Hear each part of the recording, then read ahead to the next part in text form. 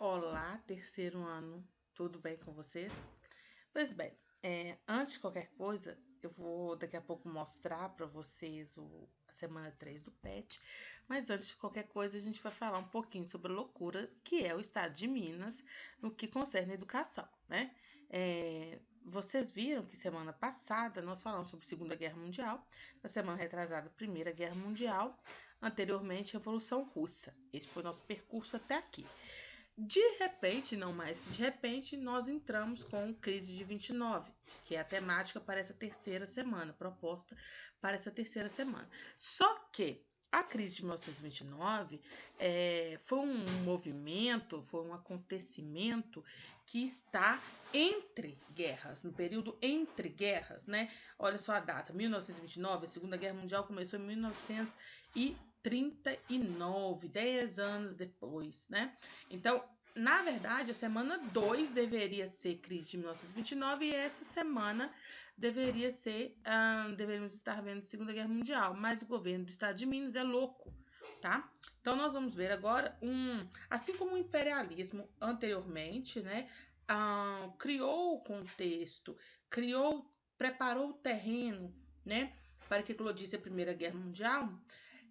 Esses dois motivos, a Primeira Guerra Mundial, o primeiro conflito mundial e a crise econômica de 1929 foram também os adubos para o terreno do qual eclodiu o segundo conflito mundial, tá? Então, a gente vai ver agora o que você deve saber sobre a crise de 1929. Bom, nós tivemos um grande vencedor na Primeira Guerra Mundial, que foi os Estados Unidos, né?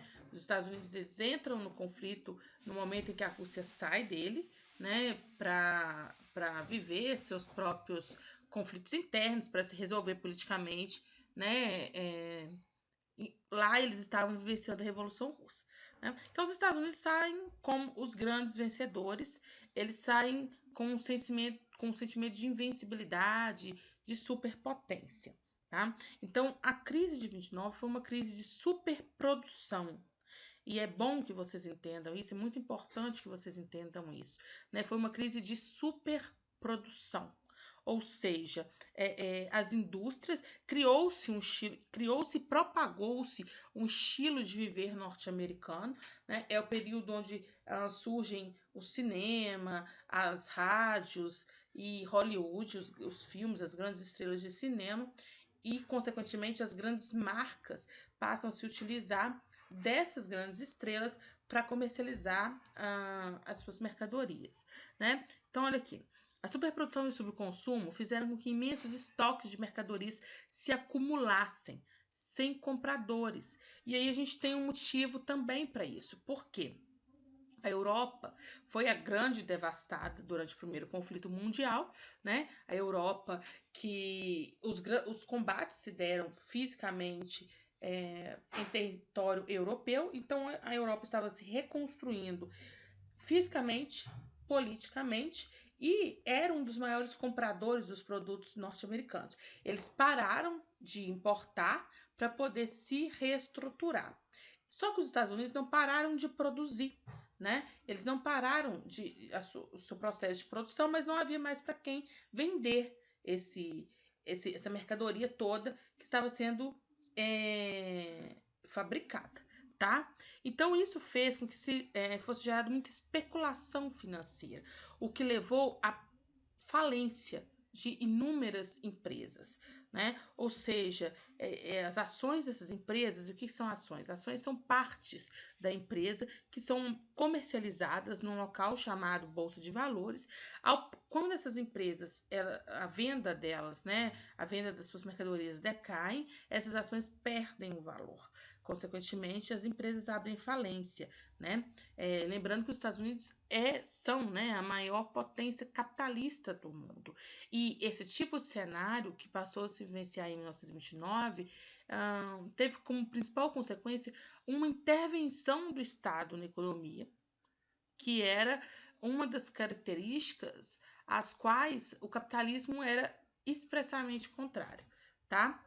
Então, a gente tem os anos de 10, 15 e 20, são chamados de anos de euforia, igual eu falei com vocês. A Primeira Guerra Mundial traz os Estados Unidos como uma superpotência do capitalismo mundial, né? Então, a gente tem aí grandes consumidores nas Forças Armadas. O governo federal mantém o seu gasto, né? O gasto, na verdade, ele até eleva-se. Em contrapartida, a produção industrial acompanha esses níveis, mas o consumo não acompanha, tá? Aos poucos, o mercado europeu foi se abrindo para esses produtos norte-americanos, mas não da forma como era antes, tá? Então, olha só o esquema que eu fiz para vocês, ó. Então, a economia possuía bases sociais frágeis, baixos salários, muito desemprego, grandes desigualdades e, em 1929, 1% da população detinha 45% da riqueza nacional, ou seja, a menor parcela da população detinha o maior grau de riqueza. Então, era uma economia muito desnivelada, que apresentava disparidades sociais gigantescas, né? A indústria pagava pouco, a carga horária era muito grande e quando essas empresas começaram a decretar falência, isso gerou muito desemprego, muitos desempregados, né? Aí, em meados da década de 20, a Europa reassume o controle de seus mercados, né? E passa a disputar pau a pau com os produtos norte-americanos. Então, até o momento, a Europa estava numa situação de letargia. Por quê? Porque estava se reestruturando pós-Primeira Guerra Mundial, parou de importar, parou de comprar produtos norte-americanos para reerguer sua própria economia. Quando isso acontece, sua economia passa então a rivalizar com a economia norte-americana, tá?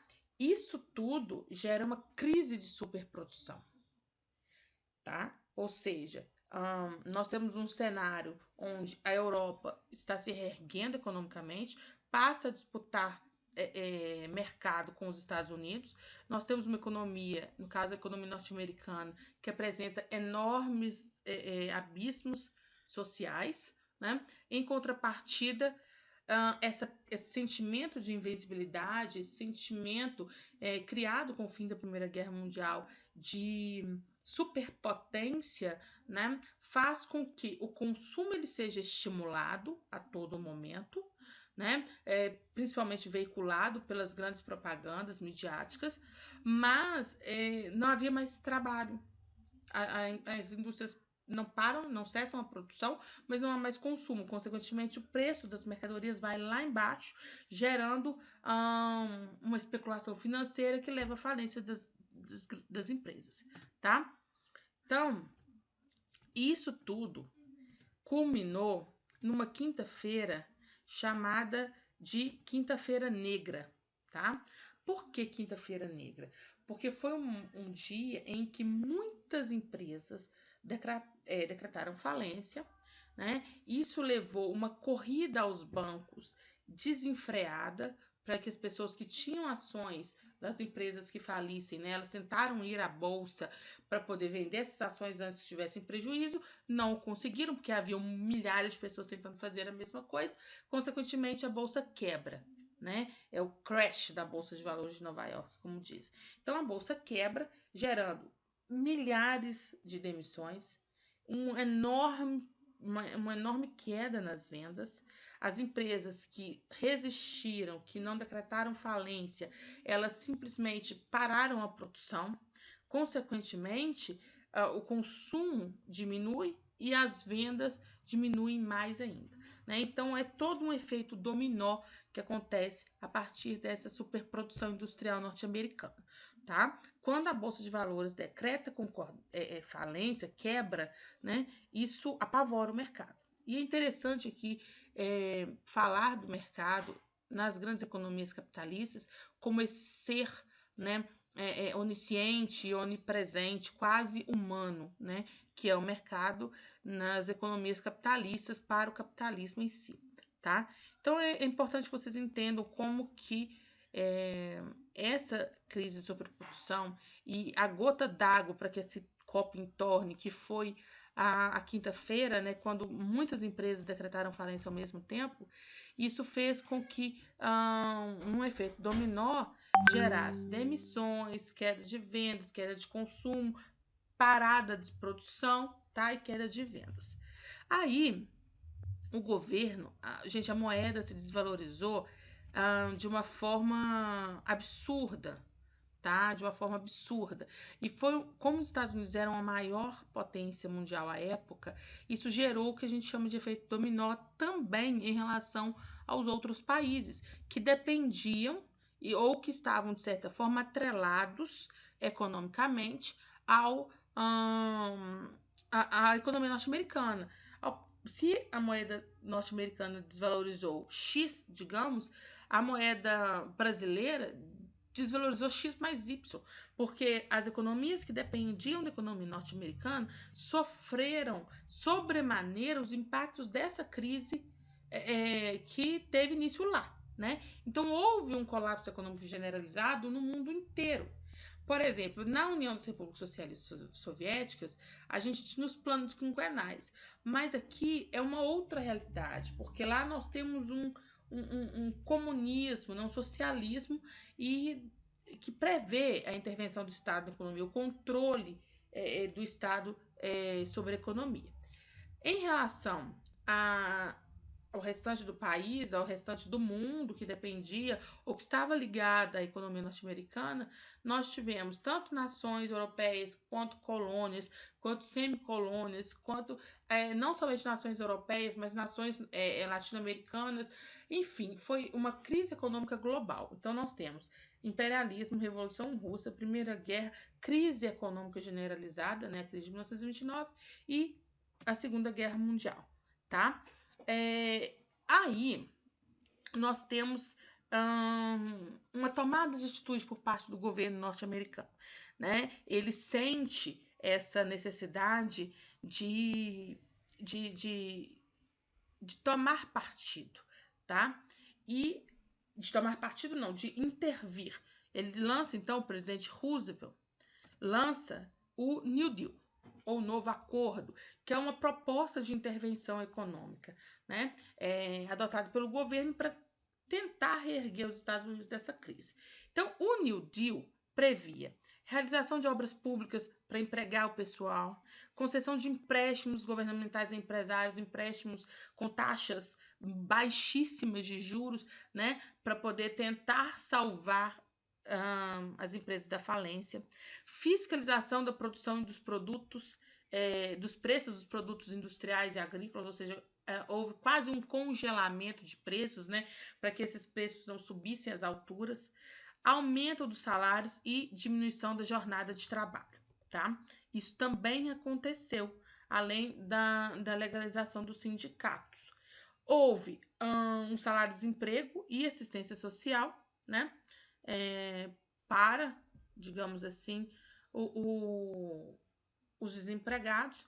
Todas essas medidas, gente, foram um gás a mais na indústria norte-americana, na questão dos empregos, né? A realização de obras públicas deram aí ao norte-americano, né? Deram um certo respiro. Isso fez com que, de forma processual, os Estados Unidos fossem retirando essa economia dessa, como que eu posso dizer para vocês? Dessa crise, tá? Então aqui, deixa eu mostrar para vocês o nosso PET, tá? Então, olha só, finalizando, tá? Crise de 1929. Ó, tem uns videozinhos, um texto muito legal, por falar nisso, sobre o American Way of Life, né? Que seria esse caminho de vida norte-americano, né? A forma como os americanos, os norte-americanos, orientavam e viviam, né? A partir de então. Como eles começaram a trilhar de forma muito acentuada esse caminho do consumismo exagerado e esse caminho da produção, né, estratosférica, tá bom? Então, nós fechamos por aqui. Até mais ver, pessoal, tá bom?